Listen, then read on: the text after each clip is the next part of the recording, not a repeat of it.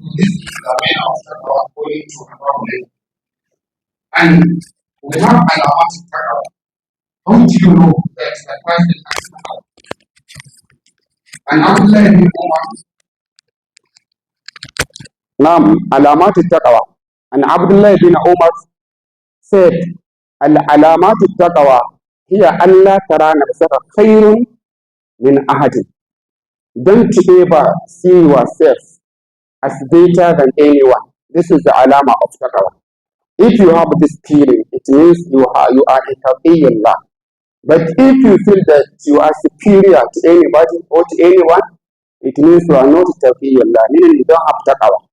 Because someone can apparently appear to be bad person, maybe in the sight of Allah is a good person, and you may consider yourself having doing some commandments of Islam. You recite the Quran, you do nawafil, you do all these kind of things, and as a result thinking that you are superior than anyone. Perhaps Allah subhanahu wa ta'ala has never accepted a single out of all your conduct that you are practicing, because Allah says, إِنَّمَا يَتَقَبَّلُ اللَّهُ مِنَ الْمُتَّقِينَ. Lastly, the fawaid of taqwa. If you become a God-fearing, what are the benefits? What are the advantages that you are going to derive? Because the word taqwa, we used to say someone fear Allah, and someone feels like he is being asked to do something that is very boring. So if you become a taqi, there is benefit behind that. And the benefit number one, as Allah says in the Surah Al-Hijr, verse 45, إِنَّ الْمُتَّقِينَ فِي جَنَّاتٍ وَعُيُونٍ إِنَّ الْمُتَّقِينَ فِي جَنَّاتٍ وَعُيُونٍ. Surely the al-muttaquna, the pious people, will be amidst the garden and the water spring. Meaning Allah subhanahu wa ta'ala will grant paradise to those who are al-muttaquna. And as Allah says in one verse, فَمَنْ زُحْزِحَ عَنِ النَّارِ وَأُدْخِلَ الْجَنَّةَ فَقَدْ فَازَ. Whoever was distanced from the hellfire and admitted into the Jannah, such person was succeed.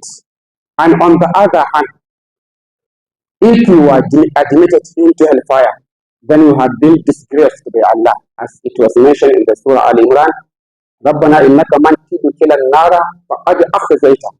Oh Lord, whoever you have admitted into hellfire, you have disgraced that person. So this is the benefit number one. And number two, tafrijul kurub. Tafrijul kurub.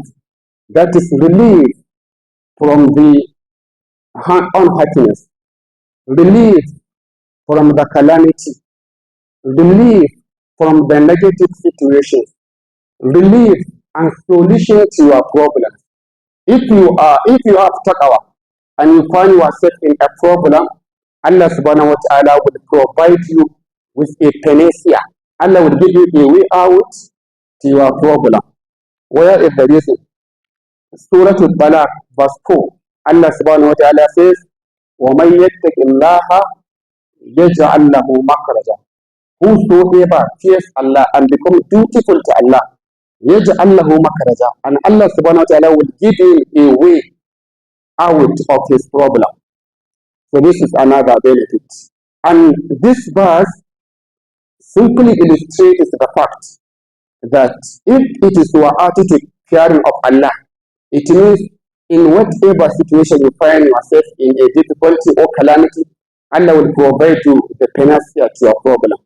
And if it happens, it is only in a certain situation you exercise taqwa, and Allah subhanahu wa ta'ala will give you a way out in that very situation whenever you find yourself in a difficulty.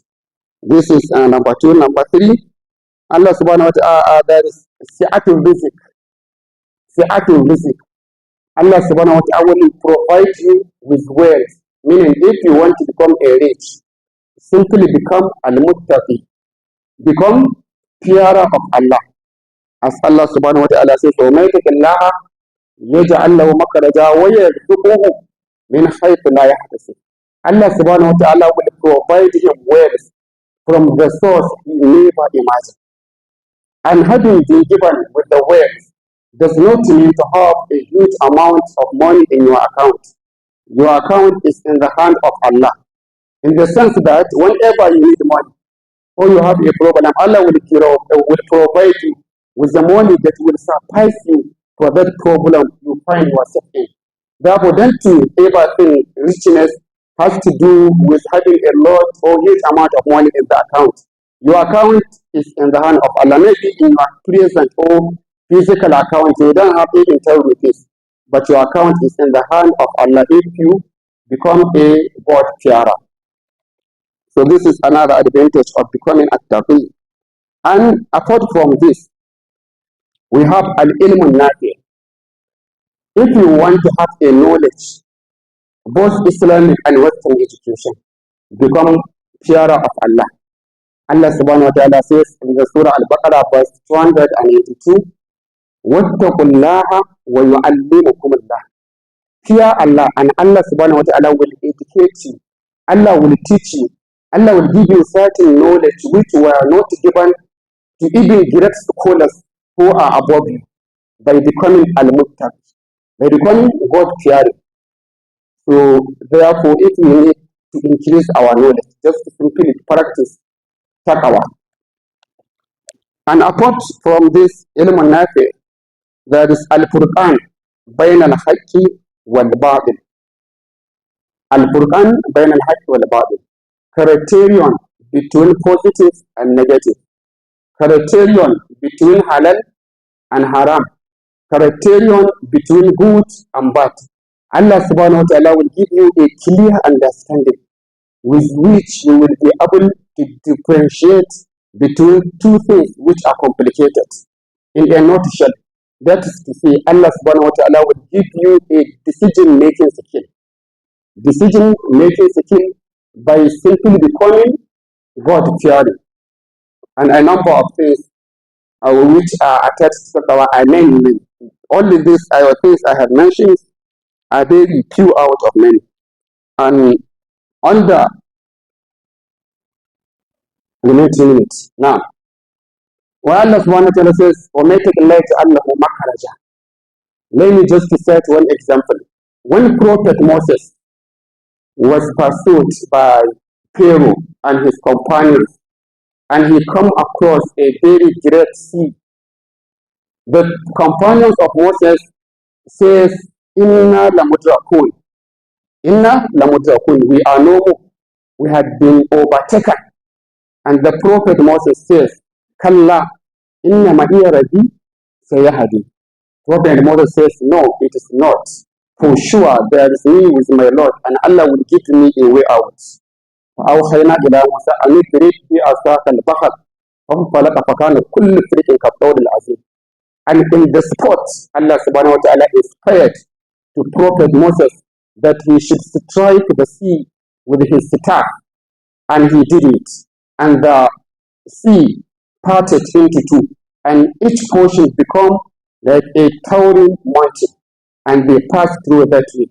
If you look at the situation in the reality, you may think that like there is no any way out, because in their front is a sea, and at their back is Pharaoh and his companions.